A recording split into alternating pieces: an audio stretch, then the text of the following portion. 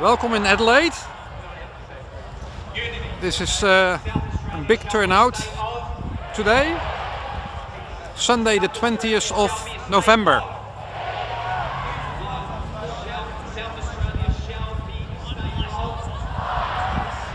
They even have big cameras coming, you see? Good, thank you.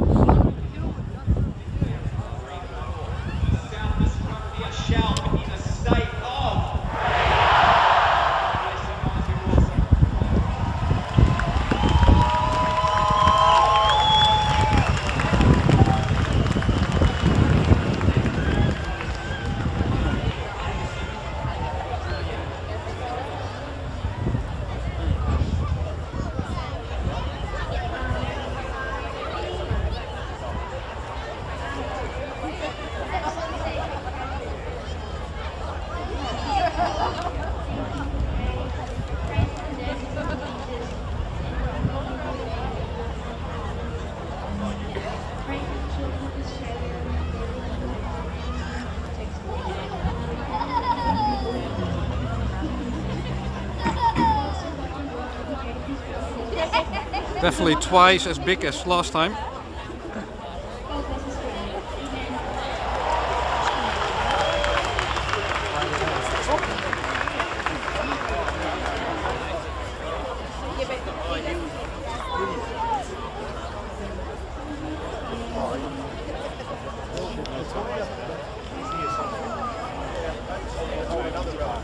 Is Alex still over there? Alex still over there? I lost him. I'm just filming. Oh, there they are. Hi guys. That's some big turnout. The microphone's not as good as last time. Oh, we have to just go a bit that way.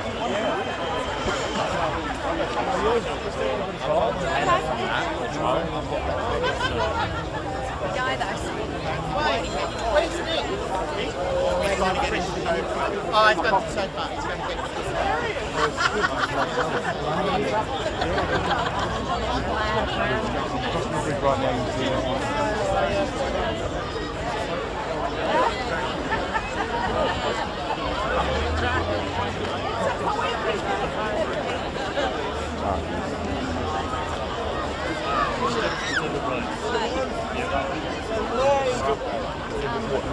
Beauty. Thank you guys.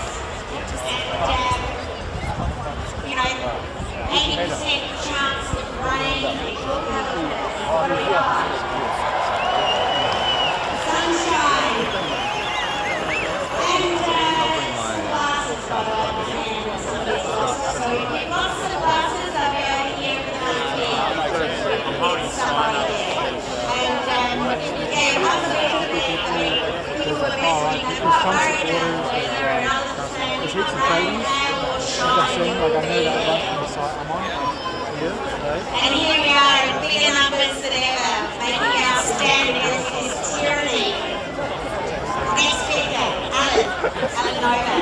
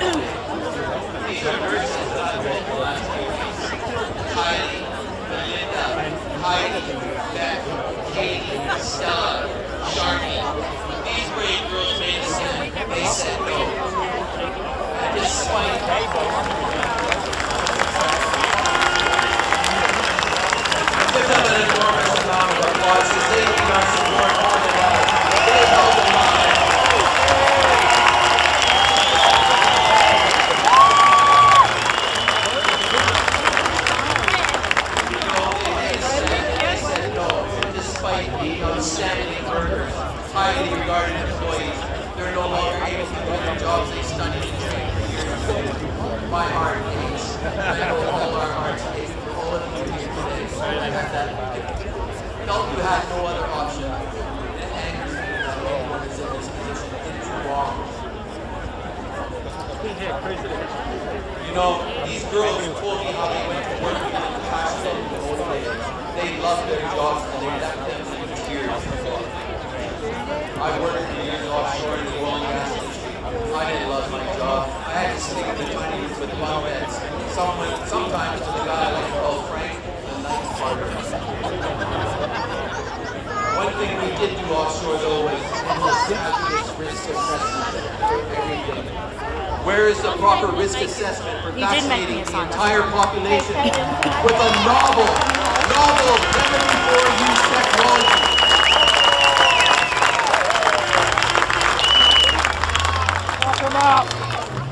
Leading virologists like Robert Malone warned that the long-term effects of this on our immune system could be devastating.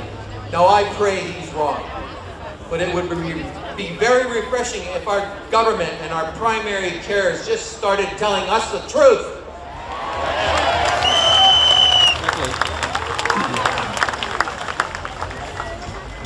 I'm going to tell you the story about Paul.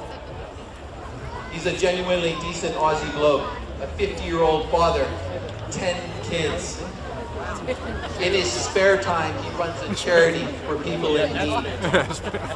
His story rocked me. He said, he told me he decided to be vaccinated to demonstrate to his family that it was safe. So on September 6th, he had his second dose of Pfizer. Within 30 minutes, something felt wrong. That night, he was covered in hives, and he woke up dizzy, and by day 4, with extreme fatigue, he also developed a massive lump under his armpit. He went to the doctor, and he was told, it's just a side effect. Rest up, you'll be fine. He wasn't fine. 8 days later, his heart was palpitating. He was all over the place, and the dizziness would not go away, so he went to his doctor again. This time, they sent him to the hospital. Now, Paul told me that the hospital was packed, and several people were there for the same reason. The doctor told him, it's like this every day, all day. But it's rarely due to the side effects from the vaccine. Sure. To be fair, I want to point out that this statement does have some merit. I have talked to other doctors and they say this is occurring. Some people are so scared they have anxiety-related reactions. It's the placebo effect. This was not one of those moments. Paul was told he had a torn blood vessel in his neck. They told him it's unrelated to the vaccine. It was from a motorcycle accident he had 2 years previous. Now, I don't know about you, but I've heard the word coincidence a lot lately. He told me how this has affected his life, his wife, his kids. He's lucky he's able to work from a desk at home. But 2 months on, he still has brain fog, fatigue, and dizziness. He deeply regrets taking this vaccine, and everywhere he went for help, he hit walls. Everywhere he went, he hit walls. I'll tell you what, though, I got a prayer team by the name of John and Edna Tate out there somewhere today, and they're praying for him non-stop now.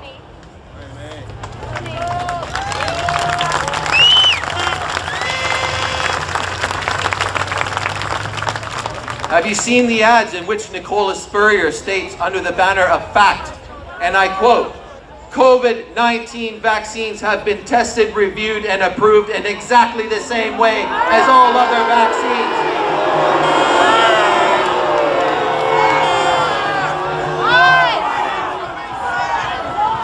Oh, really, Nicola? Here's the statement from the TGA for our provisionally approved vaccines. All COVID vaccine applications are being treated with the greatest priority as part of the Department of Health's response to the pandemic. Under normal circumstances, the TGA's assessment for both provisional and general registration begins once all information to support registration is available. For COVID-19 vaccines, the TGA has agreed to accept rolling data to enable the early evaluation of data as it comes to hand. So I'm not sure why Nicola feels it's okay to lie to us.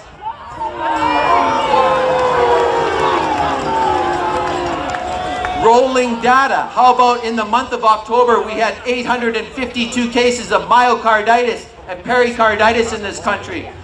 These are household names now. The very same logic that is used to justifying locking down an entire state under the premise that it saves just one life should apply to informed consent and mandating of vaccines. Where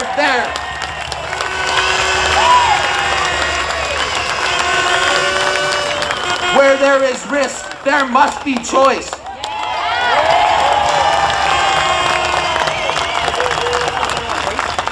This is hard to do when the likes of APRA have muzzled our weak doctors. Mark Hobart had his office raided and his patient records confiscated. Mark is a hero.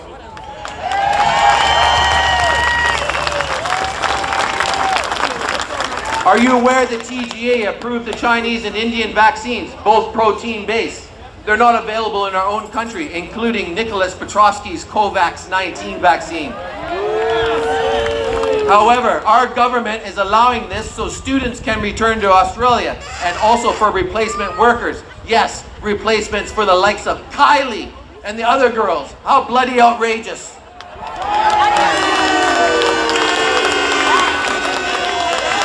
Now they come for our babies, our children, our future generation. Look at data anywhere from the world. Kids are virtually unharmed from COVID, yet they make up the majority of cases. The stats are all there to see. They will put you in a never-ending cycle of boosters and holding your freedom as ransom if you don't comply. Does that sound like freedom?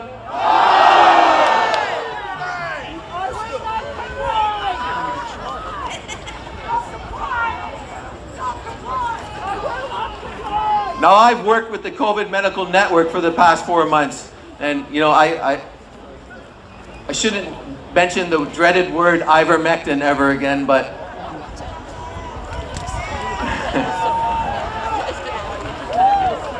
if you have someone you love, I want to tell you today, if they're elderly or they're vulnerable, whether they're vaccinated or not, please ask them to have their vitamin D levels tested. I'm in contact with Professor Ian Brighthoe, a nutritional-based doctor and a legend within the industry worldwide. And Ian says the goal is to lift your vitamin D levels to between 120 and 150 nanomoles per liter. This doesn't happen overnight, so supplementing with 5,000 IUs per day will take some time for your body to absorb. But research shows that vitamins C, D, zinc, and quercetin are so important to a healthy immune system. Ask why this message has not been repeated over and over on our televisions at night instead of non-stop fear.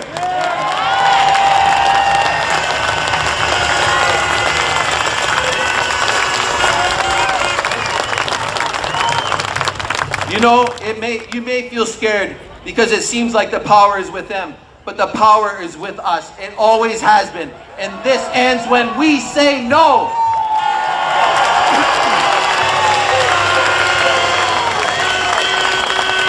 If great numbers of nurses and doctors, police, fire, and teachers say no, the government would have no option but to roll back these hideous mandates.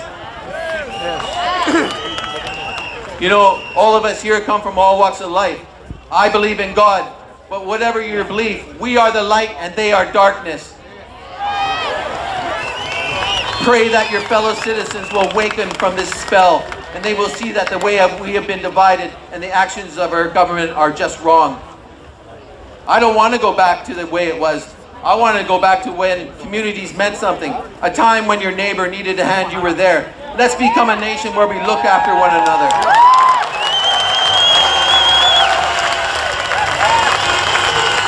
I've been trialing random acts of kindness. You know what? I gotta say it's powerful and I rather like it. In closing, let's have a kumbaya moment. Please look around you, shake someone's hand. If you feel comfortable, go ahead and give them a hug. But we all need the warmth of human fellowship more than ever. Mad respect and big love.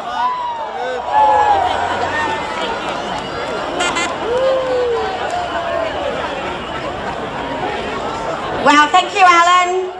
Now, just an update. I've just been speaking with Masepol Con.